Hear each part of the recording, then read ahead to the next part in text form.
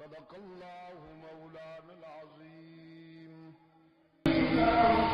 وقال النبي صلى الله عليه وسلم: لا يؤمن أحدكم حتى يكون هواه تبعا لما جئت به.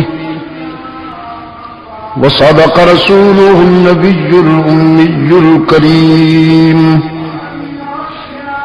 ونحن على ذلك من الشاهدين والشاكرين. والحمد لله رب العالمين. حق تعالی کا ارشاد ہے، جو کچھ تمہیں رسول کے قول و عمل سے ملے اس کو اپنا لو، اور جس بات سے اللہ کا رسول تمہیں روکے اس سے رک جاؤ. یہی ایمان کی روح ہے.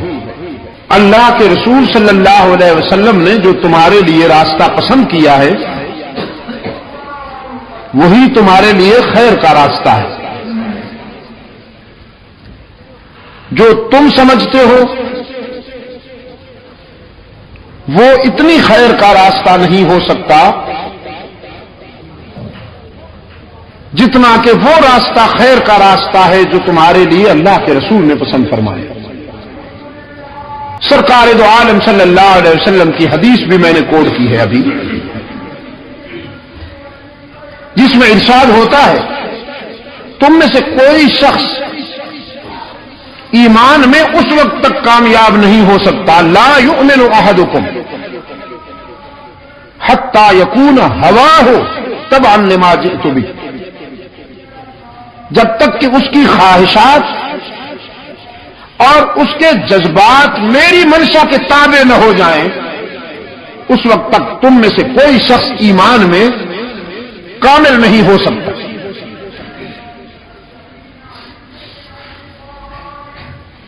گویا مسلمان اللہ اور اس کے رسول کی اطاعت میں اپنے آپ کو اس حد تک پابند بنا لیتا ہے کہ اس کے جذبات و احساسات اور اس کی خواہشات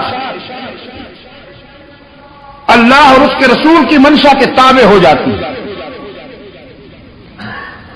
تب جا کر وہ دنیا اور آخرت کی واضح کامیابیاں حاصل کر سکتا ہے. حضرات صحابہ کرام رضوان اللہ تعالی علیہم اجمعین، جو اس امت میں سب سے بہتر جماعت،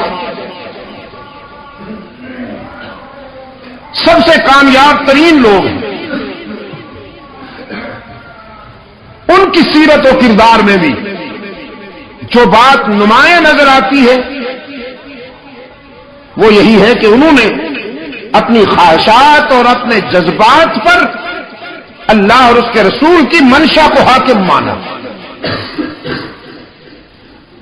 انہوں نے وہ نہیں کیا جو خود چاہتے تھے، انہوں نے وہ کیا جو اللہ اور اس کے رسول کی منشا تھی. اس سے ان کے ذوق میں ایسی تبدیلی آئی کہ وہ گویا اخلاق نبوی کے پرتو بن گئے، عکس کامل بن گئے. علامہ ابن حجر اسقلانی رحمۃ اللہ تعالی علیہ نے حلقہ رسالت کا تجزیہ کرتے ہوئے ایک خوبصورت تضمین کی ہے کہ سرکار دو عالم صلی اللہ علیہ وسلم اپنے شاگردوں کے حلقہ میں تشریف فرما تھے. فرمانے لگے کہ اللہ نے میرے دل میں اس دنیا کی 3 چیزوں کی محبت ڈال دی ہے.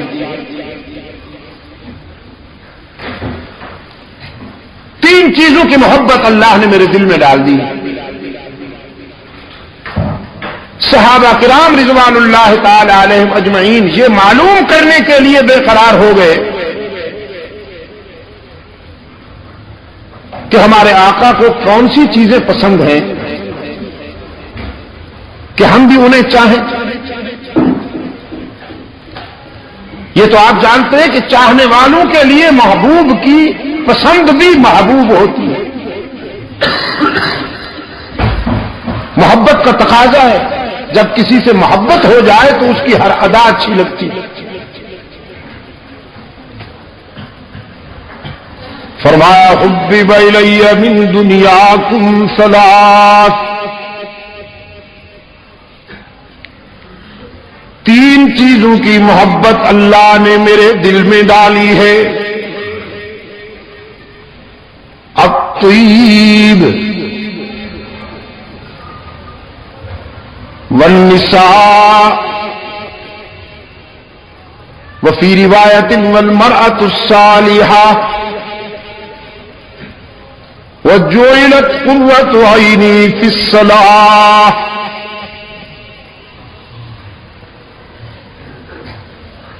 اللہ نے خوشبو کو بھی میرے دل میں محبوب بنا دیا ہے. خوشبو بھی بہت پسند ہے.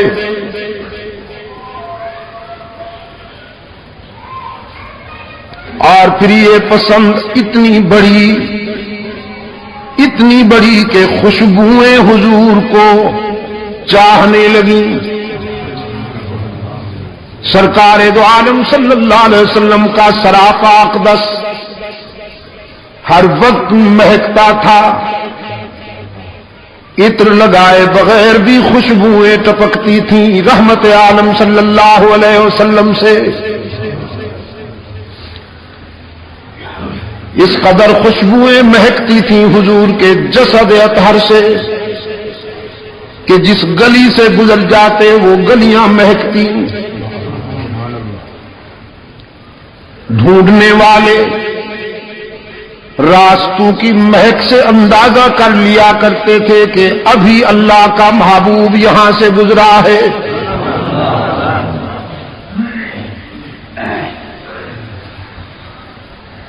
فرمایا نیک رفیقہ حیات بھی مجھے بہت پسند ہے. وہ بیوی جو اللہ کے حق بھی ادا کرے اور خامند سے بھی وفا کا ذوق رکھنے والی ہو، جس کی جبین میں اللہ کے سجدے تڑپتے ہوں اور جس کے جذبات میں خامند سے وفا کے حرارے ہوں. عبادت میں اللہ سے وفا کرے، عفت میں خامند سے وفا کرے.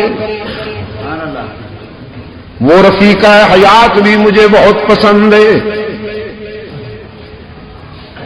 اور تیسری بات فرمائی نماز تو میری آنکھوں کی ٹھنڈک ہے، میرے دل کا سکون ہے،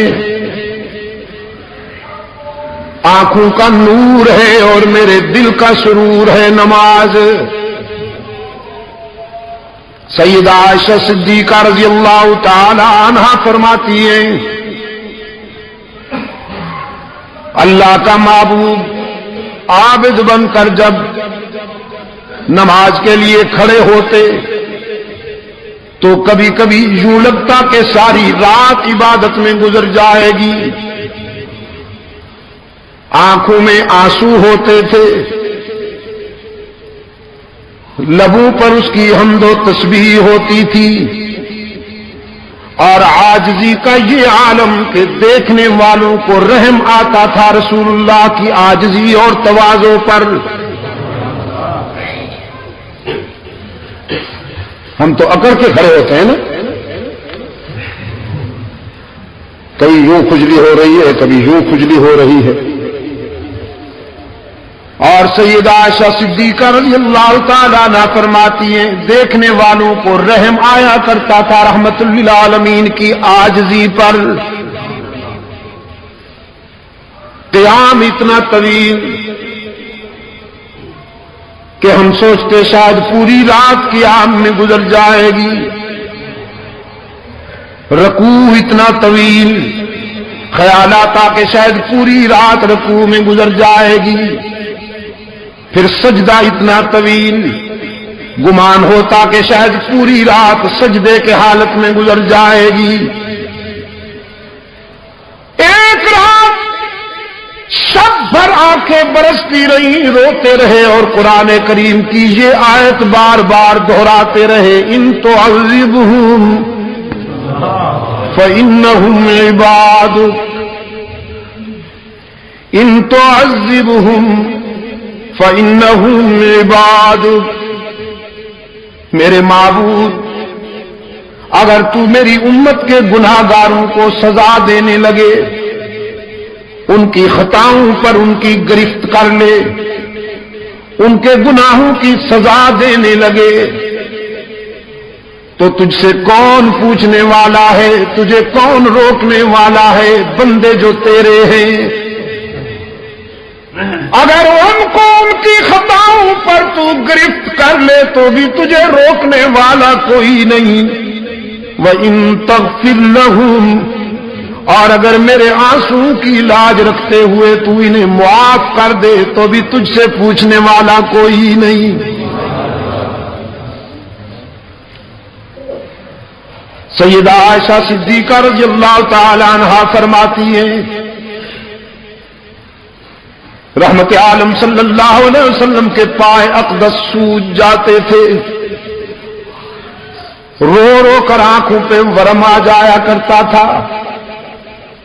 ایک صبح رقت کے ساتھ سیدہ فرماتی ہیں اللہ کے محبوب، آپ تو معصوم ہیں، آپ کی ذات سے خطا و سہو کا کوئی تصور بھی نہیں، پھر اس قدر عاجزی کیوں کرتے ہیں، اس قدر تواضع کیوں کرتے ہیں، ساری رات روتے رہتے ہیں. رحمت عالم صلی اللہ علیہ وسلم نے فرمایا افلا اکون عبدا شکورا. عائشہ، میں اس کا شکر کیوں نہ ادا کروں جس نے یتیم کو سارے نبیوں کا امام بنا دیا. اس نے اپنے لطف و عطا میں کوئی کمی کی ہے کہ میں اس کے شکر میں کمی آنے دوں؟ فرمایا وجعلت قرۃ عینی فی الصلاۃ، نماز تو میرے آنکھوں کی ٹھنڈک ہے. فقام ابو بکر، صدیق اکبر رضی اللہ تعالیٰ عنہ کھڑے ہوئے. وفاؤں کا بادشاہ، وفاؤں کا بادشاہ، جب ہر طرف سے انکار ہو رہا تھا صدیق اکبر نے اقرار کیا. وفاؤں کا بادشاہ، جب ساری دنیا سوشل بائیکاٹ کر رہی تھی رحمت عالم سے، صدیق اکبر نے ایثار کا معیار قائم کر دیا. جب پتھر پھینکے جا رہے تھے صدیق اکبر نے سینے پہ پتھر کھائے. رحمت عالم صلی اللہ علیہ وسلم اس لیے فرمایا کرتے تھے سب کے احسانات کا بدلہ چکا دیا ہے، لیکن ابو بکر میرا وہ یار ہے کہ اس کے احسانات کا بدلہ حشر میں اللہ ادا کرے گا.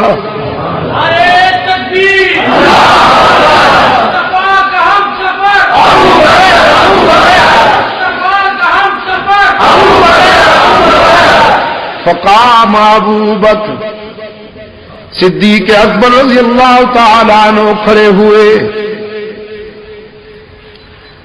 عرض کیا اللہ کے محبوب، مجھے بھی تین چیزیں بہت پسند ہیں، مجھے بھی تین چیزیں بہت پیاری لگتی ہیں. فاروق اعظم رضی اللہ تعالیٰ عنہ فرماتے ہیں ہم نے اپنے خیالات میں 3 پسندیدہ چیزیں تلاش کرنا شروع کی کہ ابو بکر نے جب حضور کے بعد اپنی پسند کی 3 چیزیں بیان کرنی ہے تو ہم بھی کریں. اور فاروق اعظم فرماتے ہیں میری خواہش تھی کہ پیغمبر کے بعد میری پسند سب سے اعلیٰ ہو، افضل ہو. لیکن صدیق اکبر رضی اللہ تعالیٰ عنہ نے اپنے آقا کے اشارے پر جب 3 چیزیں بیان کی ہیں تو صحابہ کرام اللہ اکبر کہہ کر مان گئے کہ پیغمبر کے بعد ابو بکر کا مقابلہ کوئی نہیں کر سکتا. سرکار دو عالم صلی اللہ علیہ وسلم نے فرمایا ابو بکر بتاؤ تمہیں کیا پسند ہے؟ عرض کیا النظر الی وجہک، آپ کے چہرے کی طرف دیکھتے رہنا دنیا و ما فیہا سے زیادہ پسند ہے. اب اس کا مقابلہ کون کرے؟ النظر الی وجہک، محبوب کے چہرے میں کتنی کشش ہوتی ہے یہ کسی چاہنے والے کا دل جانتا ہے. پھر جب محبوب ہو محمد عربی جیسا اور چاہنے والا ہو صدیق اکبر جیسا. فرمایا النظر الی وجہک، آپ کے چہرے کی طرف دیکھتے رہنا مجھے دنیا و ما فیہا سے زیادہ پسند ہے. اور پھر اللہ نے بھی کیسا کرم کیا، ابو بکر کے ذوق کی کیسے تسکین کی اللہ نے کہ ہجرت کے سفر میں 3 راتیں غار میں اپنی گود میں سلائے بیٹھے ہیں اللہ کے محبوب کو. ابن حجر اسقلانی لکھتے ہیں ابو بکر کی گود میں رحمت للعالمین کا چہرہ انور ایسے لگتا تھا کہ ان القرآن یفتح فی الرحل، جیسے رحل میں قرآن کا نسخہ کھلا ہوا ہو. اور صدیق اکبر نے اس عاشق صادق نے تنہا یہ نظارے حاصل کیے.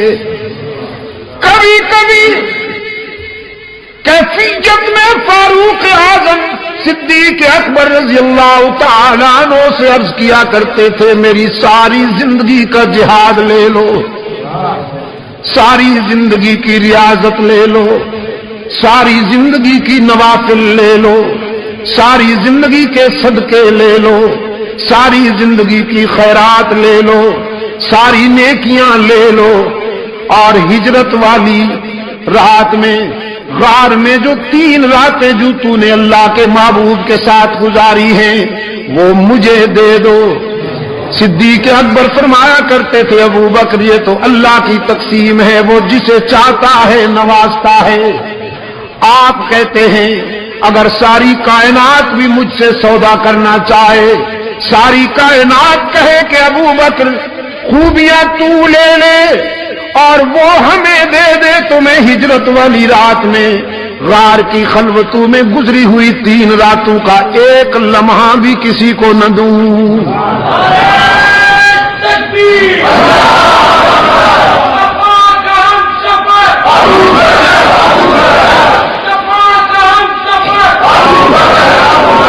النظر الی وجہک، آپ کے چہرے کی طرف دیکھتے رہنا دنیا و ما فیہا سے زیادہ پسند ہے.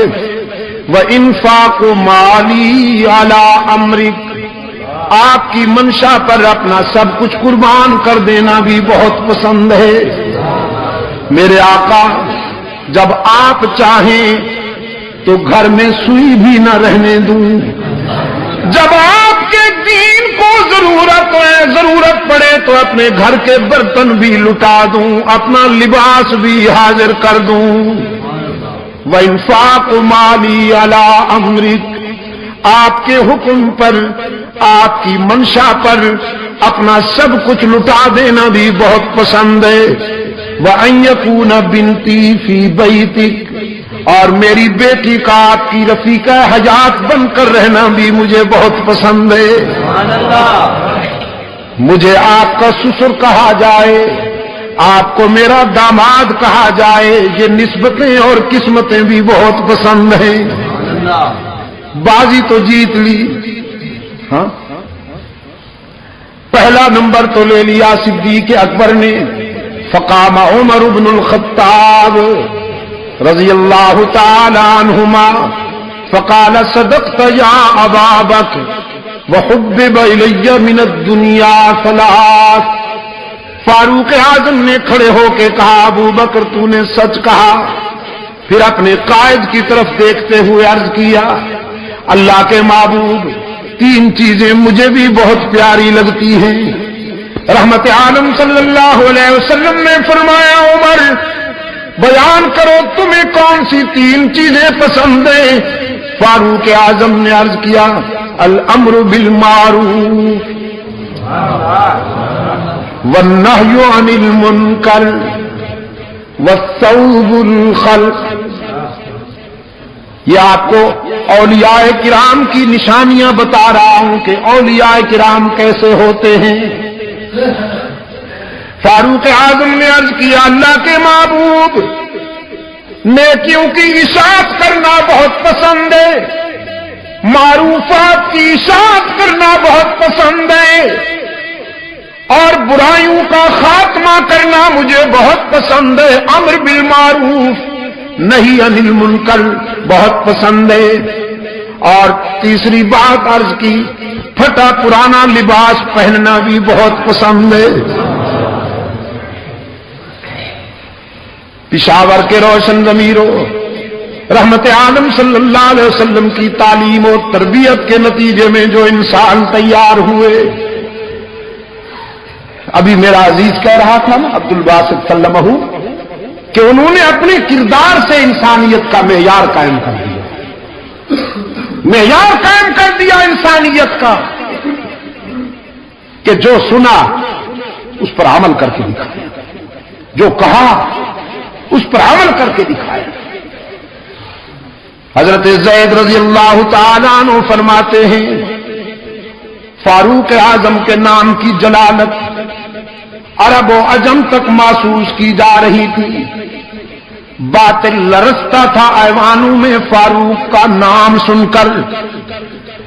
کیسر و کسرا کا جنازہ اٹھ گیا تھا اس جلیل القدر کے کردار کی، جلیل القدر انقلابی انسان کے کردار کی دھمک نے باطل کا منہ کالا کر دیا تھا۔ خط لکھتے ہیں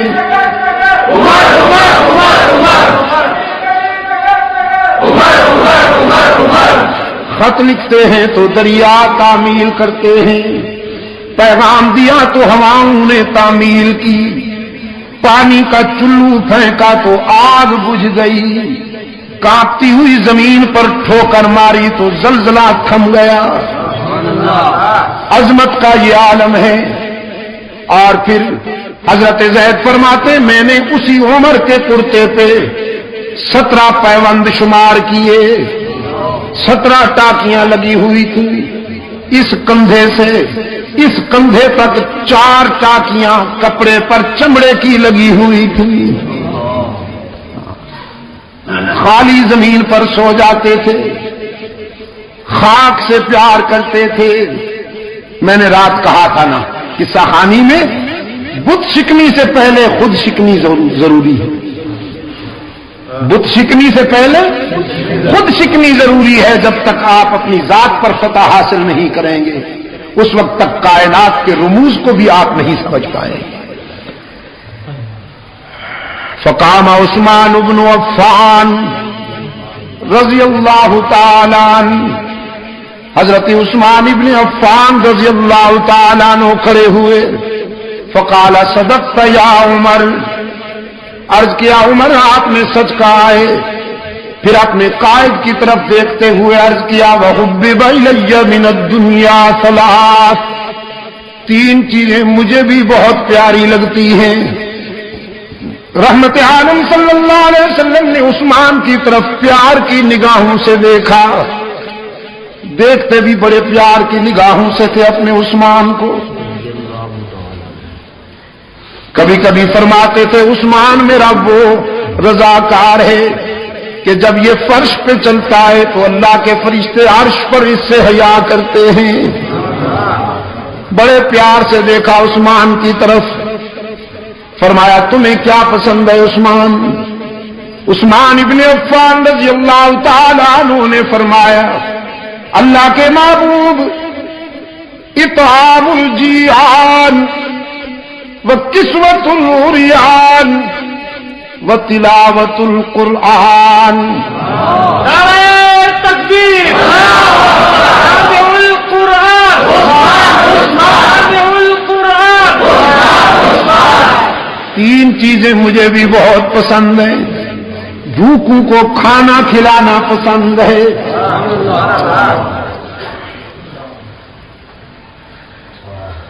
نادار اور کمزور لوگوں کو نیا لباس پہنانا پسند ہے، اور یہ وہ خوبیاں ہیں عثمان کی کہ زمانہ اسلام سے پہلے بھی عثمان کے دسترخوان پر بے شمار بھوکے کھانا کھاتے تھے. تلاش کرتے تھے کوئی نادار مل جائے، کوئی غریب الحال مل جائے کہ اس کے آنسو اپنے دامن میں لے لوں اور اپنی خوشیاں اس کے دامن میں ڈال دوں.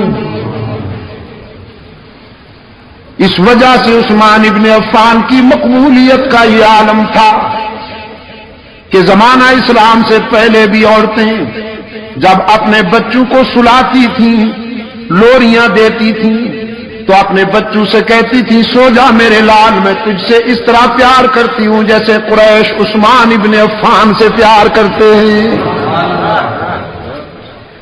فرمایا اطعام الجیعان، بھوکوں کو کھانا کھلانا پسند ہے.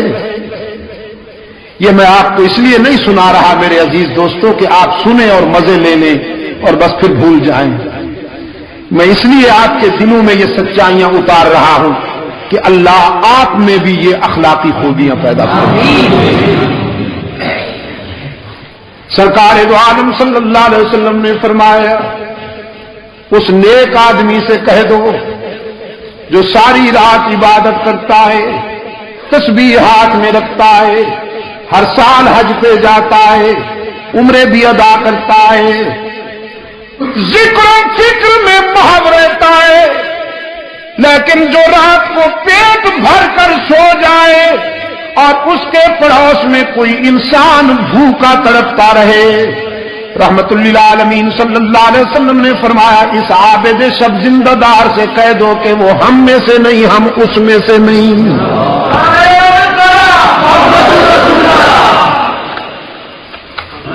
بھوکوں کو کھانا کھلانا پسند ہے، نادار لوگوں کو کپڑے پہنانا پسند ہے، اور ڈوب کر قرآن کی تلاوت کرنا بھی بہت پسند ہے. لاج رکھی عثمان نے، لاج رکھی اپنی پسند کی. جب تک جیتے رہے فیاضی کا دریا بھی بہتا رہا، سخاوت کا سمندر بھی موج زن رہا، اور پھر آخری وقت عثمان نے قرآن کا دامن نہیں چھوڑا، قرآن نے عثمان کو تنہا نہیں رہنے دیا. شہداء کی صف میں صرف عثمان منفرد مظلوم ہے کہ جس نے قرآن کے دامن میں آخری سانس لیے. 40 دنوں کے محاصرے میں جب سبائی ایجنٹ یہودی گنڈے ان سیاسی گنڈوں نے حضرت عثمان کے گھر کا محاصرہ کیا، 40 دن تک عثمان پر آب و دانہ بند رکھا. پھر 40 دنوں کے بعد عثمان مظلوم پر یلغار کی. حضرت علی رضی اللہ تعالی عنہ حضرت عثمان کے پاس آتے ہیں، کہتے ہیں عثمان اب آپ کی مظلومیت برداشت نہیں، آپ امیر المومنین ہیں، ہم آپ کی حکم عدولی بھی نہیں کر سکتے، آپ ہمیں اجازت دیجیے کہ ہم ان گنڈوں کو ٹھکانے لگا دیں. یہ مٹھی بر شرپسند ہیں، تقریب کار ہیں، اجازت دیجیے. عثمان سب کچھ سننے کے بعد فرماتے ہیں علی میرا ضمیر گوارا نہیں کرتا کہ میری وجہ سے خون ریزی ہو اور مدینے کی گلیاں انسان کے خون سے سرخ ہو جائیں.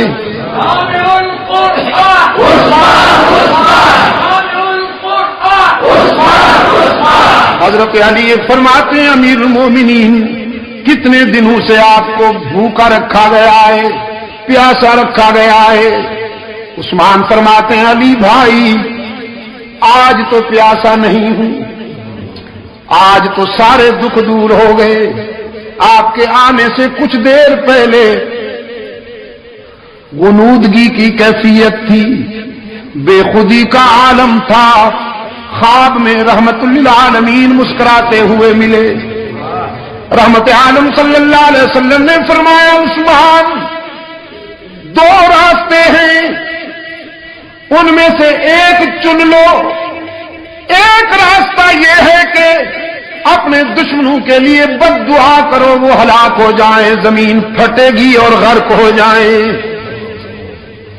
اور دوسرا راستہ ہے صبر والا, دوسرا راستہ ہے صبر والا. پہلا راستہ ہے جذبات والا اور دوسرا راستہ ہے صبر والا. تو اگر صبر کرو, روزہ رکھا ہوا ہے آپ نے, افطاری ہمارے ہاں عالم برزخ میں آ کے کرنا. حضرت عثمان نے فرمایا میں نے اپنے آقا سے کہہ دیا ہے حضور میں دوسرا راستہ پسند کرتا ہوں, صبر کروں گا. آپ دعا فرمائیں کہ اللہ مجھے صبر کے مرحلے میں کامیاب کر دے. رحمت عالم صلی اللہ علیہ وسلم نے سینے سے لگا لیا. حضرت عثمان فرمانے لگے میرے سینے پر حضور اکرم صلی اللہ علیہ وسلم نے پیار کا ہاتھ رکھا, ساری پیاس دور ہو گئی. میں اب تک دل کی گہرائیوں میں حضور کے ہاتھ کی ٹھنڈک محسوس کر رہا ہوں.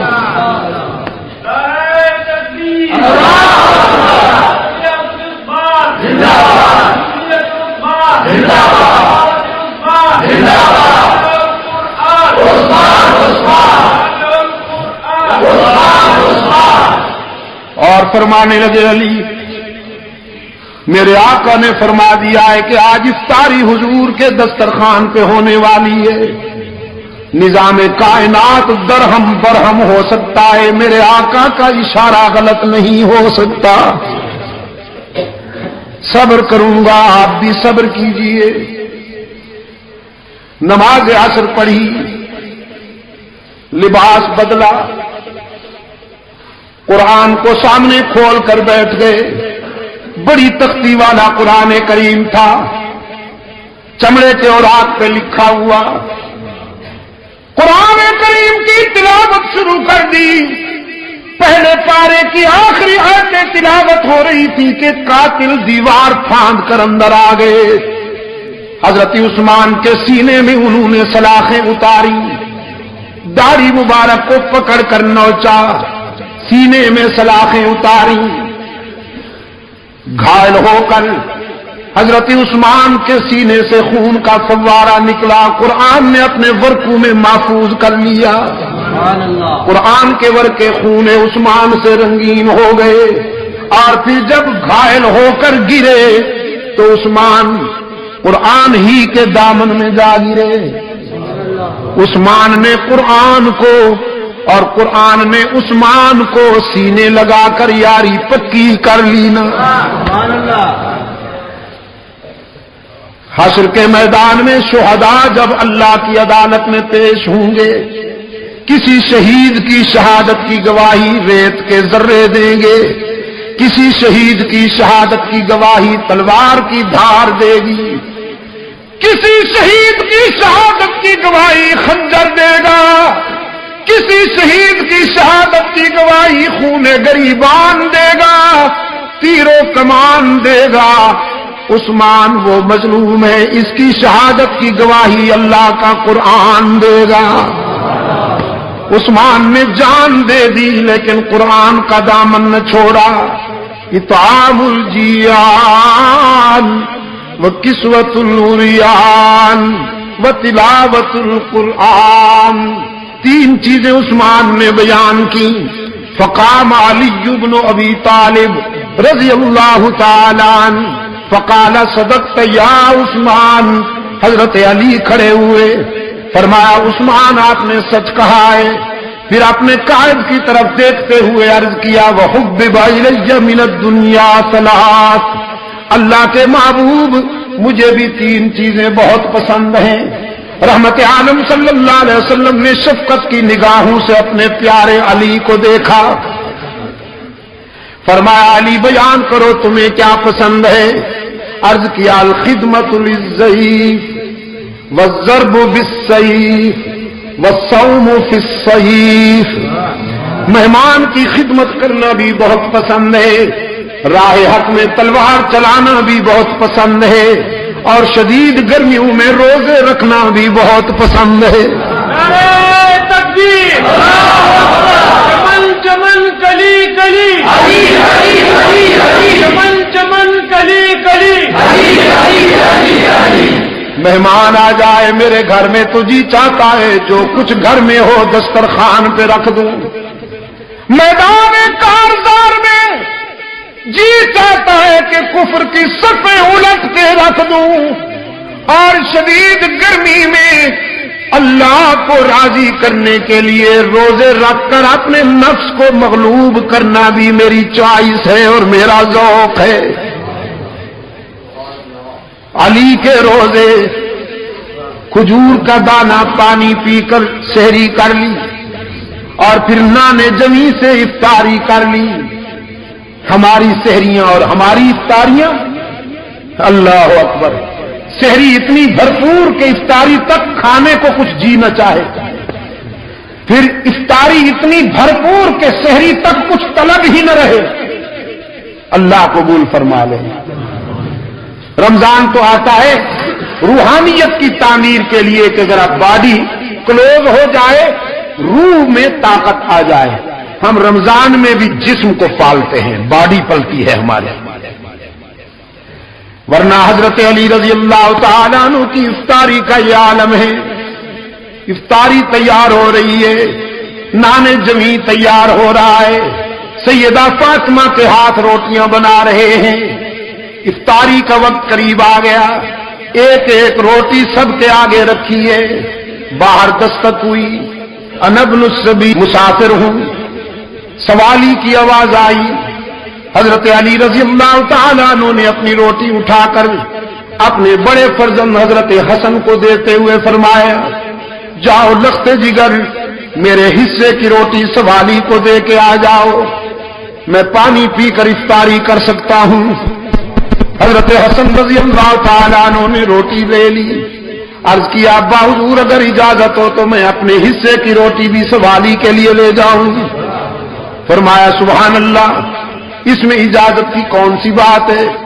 شہید کربلا رضی اللہ تعالیٰ عنہ حضرت حسین نے بھی اپنے حصے کی روٹی اٹھا کے حسن کے دامن میں ڈال لی. 3 روٹیاں لے کر جب حضرت حسن جانے لگے تو سیدہ فاطمہ اس میدان میں کیسے پیچھے رہتی. انہوں نے تو صحابت کے گر محمد کی گود میں سیکھے تھے, انہی کی تو تعلیم و تربیت تھی. فرمایا بیٹے میرے حصے کی روٹی بھی سوالی کے لیے لے جاؤ, میں بھی محمد کا خون ہوں نا, پانی سے افطاری کر لوں گی. 4 روٹیاں لے جانے لگے. حضرت حسن سیدنا علی کی خادمہ حضرت فضہ خادمہ اور کنیز تڑپ اٹھی اور اپنے حصے کی روٹی اٹھا کر بھی حسن کے دامن میں ڈال دی. عرض کیا شہزادے میرے حصے کی روٹی بھی سوالی کے لیے لے جاؤ تاکہ دنیا کو پتہ چل جائے کہ صرف علی کا گھرانہ ہی سخی نہیں ہوتا, علی کے غلام بھی سخی ہوتے ہیں.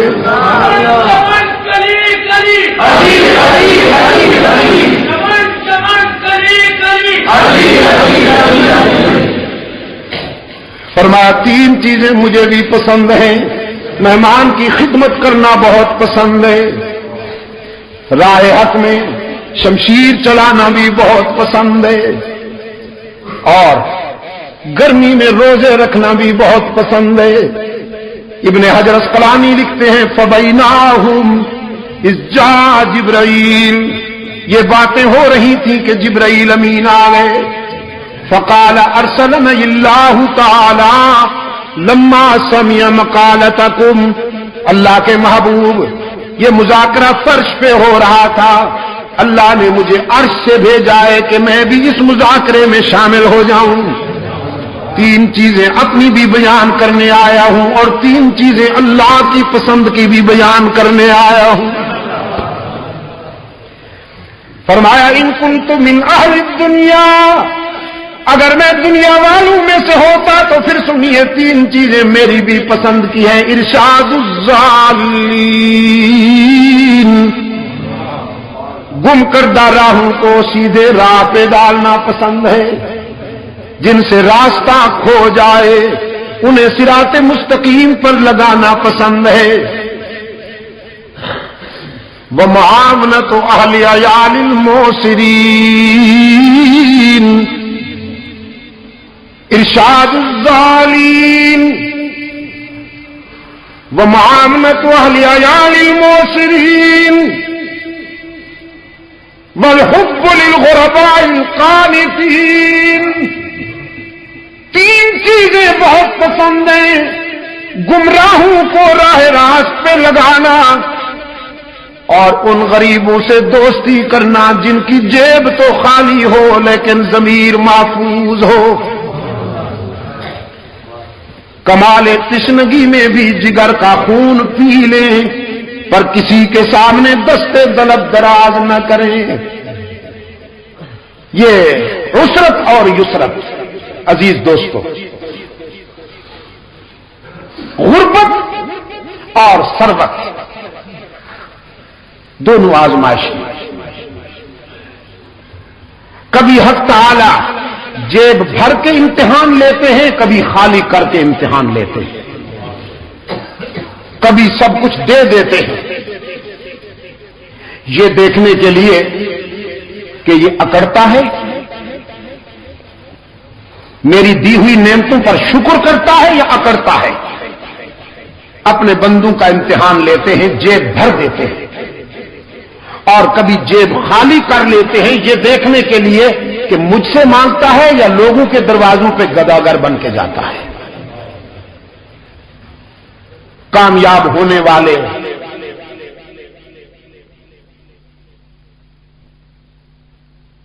کام لیا کرتے ہیں. حضرت روح الامین نے انہی کی بات کرتے ہوئے فرمایا بعض امیر غریبوں سے دوستی کرنا بھی بہت پسند ہے، اور جن کے حجال زیادہ ہوں، بچے زیادہ ہوں اور آمدنی کم ہو، مخفی طریقے سے ان کا تعامل کرنا بھی بہت پسند ہے. مخفی طریقے سے تاکہ ان کی عزت نفس مجروح نہ ہو. وہ رات کو سو جائیں، میں ان کے گھر میں غلے کی بوریاں ڈال آؤں، صبح یہ بھی پتہ نہ چلے کہ کون ڈال گیا تھا. کیونکہ کوئی عزت نفس والا، کوئی خوددار انسان کیوں کسی سے لے؟ کیا کہا اقبال نے کہ منعم کو گدا کے ڈر سے بخشش کا نہ ہو یارا. جزاک اللہ.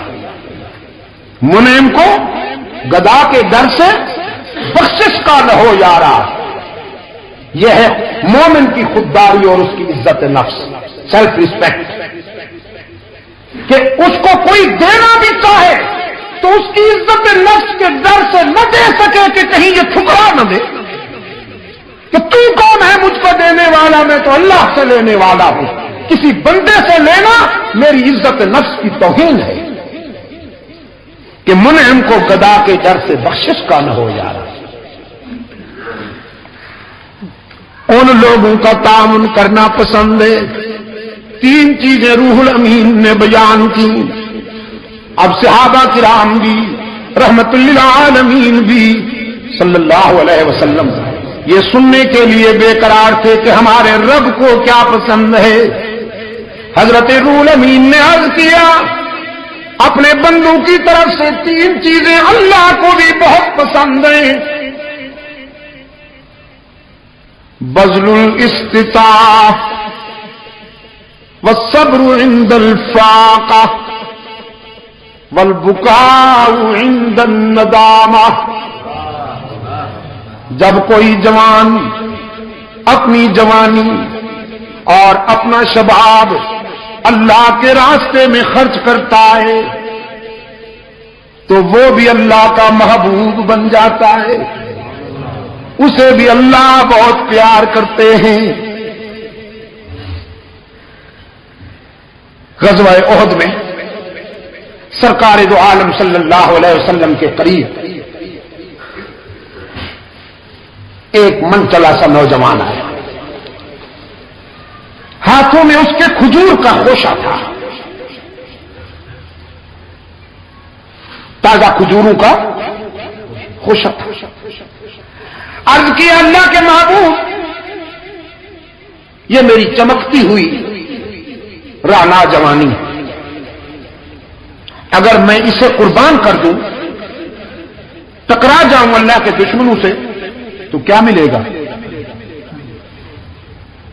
رحمت عالم صلی اللہ علیہ وسلم نے فرمایا اللہ کی خوشنودی اور اس کی مسکراہٹ ملے گی.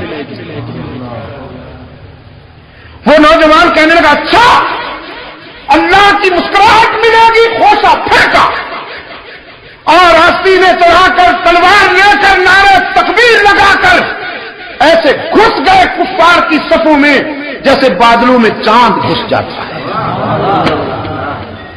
سرکار دو عالم صلی اللہ علیہ وسلم نے وہ منظر بڑی شفقت کے ساتھ دیکھا، بڑی گہری توجہ کے ساتھ دیکھا کہ کفار کے پاؤں اکھڑ گئے. وہ جگر جاتا تھا، لاشوں کے انبار لگاتا جاتا تھا، اور پھر زخم کھاتا ہوا آگے بڑھتا چلا گیا. کسی نے پوچھا نوجوان کہاں جاتے ہو؟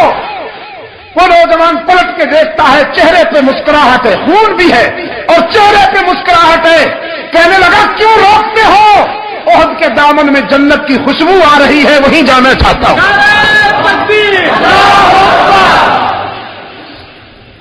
اور اسی جذبے کے ساتھ جان دے ڈالی اس نے.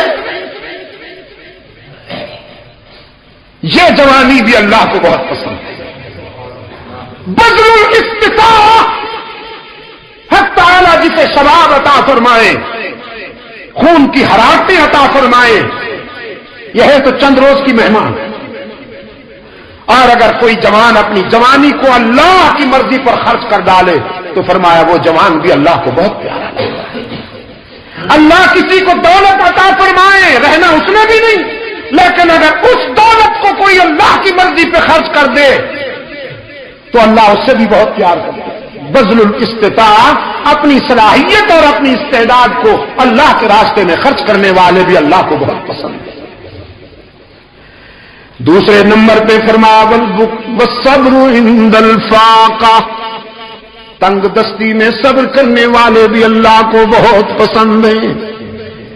رب العالمین جن لوگوں کو تنگ دستی اور عسرت کے انداز میں آزمائے، اس آزمائش میں وہ ثابت قدم رہیں، اللہ کے سوا کسی کے آگے دامن نہ پھیلائیں، صبر سے کام لیں. تو فرمایا یہ صبر کرنے والے غریب بھی اللہ کو بہت پسند ہیں. والبکاء عند الندامہ، اور اپنے گناہوں پہ شرمندہ ہو کر رونے والے گناہگار بھی اللہ کو بہت پسند ہیں. سرکار دو عالم صلی اللہ علیہ وسلم نے فرمایا 2 قطروں پہ جہنم کی آگ حرام ہے. 2 قطروں پہ قطرتان، 2 قطروں پہ جہنم کی آگ حرام ہے. ایک شہید کے جسم سے ٹپکنے والا خون کا قطرہ حرام ہے، جہنم کی آگ اس پر بھی. اور دوسرا گناہگار کی آنکھ سے احساس ندامت میں بہنے والا آنسو حرام ہے، اس پر بھی جہنم کی آگ. کبھی رو کے تو دکھائیے اللہ کے حضور. کبھی آنسو بہا کے تو دکھائیے. کتنے پیار سے فرمایا قال ربكم ادعوني استجب لكم ان الذين يستكبرون عن عبادتي سيدخلون جهنم داخرين. میرے بندوں کو کہہ دیجئے میرے محبوب اللہ کی رحمت تمہاری پکار کا انتظار کرتی ہے. کبھی اس کو پکارو تو صحیح. اپنی زندگی کی ساری خطائیں جمع کر کے لے جاؤ. وہ تمہاری خطاؤں کا تمہیں تانا بھی نہیں دے گا, معاف کر دے گا. کتنے پیار سے فرمایا نبی عبادی انی انا الغفور الرحیم. میرے خطا کار بندوں سے کہیے اگر تمہارے گناہ بہت ہیں تو میری رحمت کا بھی کوئی ٹھکانہ نہیں. اپنی ساری زندگی کے گناہ جمع کر کے لاؤ, میرے در پہ جبین نیاز جھکاؤ, طلب کا دامن پھیلاؤ, ندامت کے اشک بہاؤ, میرے لطف و کرم کو آزماؤ تو صحیح. تمہارے آنے میں دیر ہے, میرے راضی ہونے میں دیر نہیں ہوگی. قرآن پاک نے فرمایا قال ربكم ادعوني استجب لكم. قرآن کہتا ہے ڈائریکٹ سنتا ہے, اسلام کہتا ہے نہیں, اللہ سے ملنا ہے تو تنکوں کے سہاروں کی ضرورت نہیں. یہاں ایکسچینج کا چکر ہی نہیں ہے, ڈائریکٹ ڈائلنگ ہے. جب چاہو جہاں چاہو اللہ سے رابطہ قائم کر لو. بیت اللہ شریف پر جو غلاف ہے اس پہ قرآن کریم کی یہ آیت موٹے حروف کے ساتھ لکھی ہوئی ہے, دور سے نظر آتی ہے. فرمایا من یعمل سوءا او یظلم نفسا, من یعمل سوءا او یظلم نفسه ثم یستغفر اللہ یجد اللہ غفورا رحیما. جس نے زندگی کے سفر میں بہت ٹھوکریں کھائی ہوں, بہت خطائیں سرزد ہوئی ہوں, لیکن جب شرمندہ ہو کر اللہ کے در پہ آئے گا تو اللہ کو روٹھا ہوا نہیں پائے گا, مہربان پائے گا. بیت اللہ میں آنے والوں کے لیے سب سے پہلے غلاف کعبہ یہی اعلان کرتا ہے تم اپنے ناراض رب کے پاس نہیں آئے ہو, مہربان رب کے پاس آئے ہو. جو منوانا ہے منواؤ, جو منوانا ہے منواؤ, جتنا رونا ہے آنسو بہاؤ. یہاں سے کوئی مایوس اور معروم ہو کر نہیں جاتا. دنیا والوں سے مانگا جائے تو ناراض ہوتے ہیں, نہ مانگا جائے تو خوش ہوتے ہیں, لیکن رب العالمین کے دربار کا ضابطہ یہ ہے جو نہ مانگے اس سے ناراض ہوتے ہیں, مانگنے والوں سے خوش ہوتے ہیں. فرمایا اذا سألك عبادی انی فانی قریب. میرے محبوب, میرے بندے آپ سے جب میرا پتہ پوچھیں کہ رب سے ملنا ہے کہاں ملے گا تو بتا دو انہیں انی قریب, میں تو تمہارے قریب رہتا ہوں. الہ العالمین کتنا قریب ہے تو. بڑی ہستیاں تو غریبوں سے دور بستی ہیں, بڑی ہستیوں کی بستیاں تو غریبوں سے دور ہوا کرتی ہیں. رب العالمین نے فرمایا میں بڑا تو ساری کائنات سے ہوں, لیکن میں نے کہیں دور محل نہیں بنایا, کہیں دور کوٹھی نہیں بنائی. نحن اقرب الیہ من حبل الورید. میں تو تیرے وسط قلب میں رہتا ہوں, دل کی گہرائیوں میں رہتا ہوں. جب اتنا قریب ہوں تو پھر مجھے پکارا کرنا، میرے سامنے درد دل بیان کیا کرنا، باقی جہاں جائے گا تانا ملے گا۔ صرف یہی در ہے یہاں تانا دیے بغیر ساری خطائیں معاف کر دی جائیں گی۔ اسے قدسی ہے، سرکار دو عالم صلی اللہ علیہ وسلم نے فرمایا ہے، میرا رب کہتا ہے